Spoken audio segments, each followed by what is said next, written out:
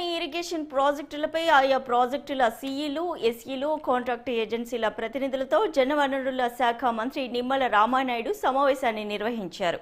CM Chandrababu పోలవరంలో పర్యటించి review నిర్వహించారు. దానితో పాటు పోలవరం టన్నెల్స్ బ్యాలెన్స్ పనులు, అలాగే లెఫ్ట్ కెనాల్లో పనుల పురోగతిపై సమీక్ష చేశారు. దీంట్లో భాగంగా పోలవరం ప్రాజెక్టు పనుల పురోగతి తెలుసుకునేలా వెబ్సైట్ ప్రారంభించి ఎప్పటికప్పుడు వర్క్ అప్డేట్ చేయాలంటూ అధికారులను ఆదేశించారు. దీంతో ఈ పనులపై మంత్రి నిమ్మల సమీక్షించి హంద్రినివా, వెలిగొండ, చింతలపూడి తదితర ప్రాధాన్య ప్రాజెక్టుల పనుల ఆర్థిక ఇబ్బందులను అధిగమించి పూర్తి చేయడంపై ప్రత్యేక దృష్టి పెట్టాలని సూచించారు.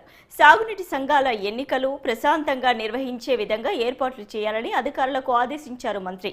సాగునీటి సంఘాలకు డిసెంబర్ 8వ తేదీన జరిగే ఎన్నికల కోసం రెవెన్యూ, ఇరిగేషన్ శాఖలు సమన్వయం చేసుకోవాలని అన్నారు.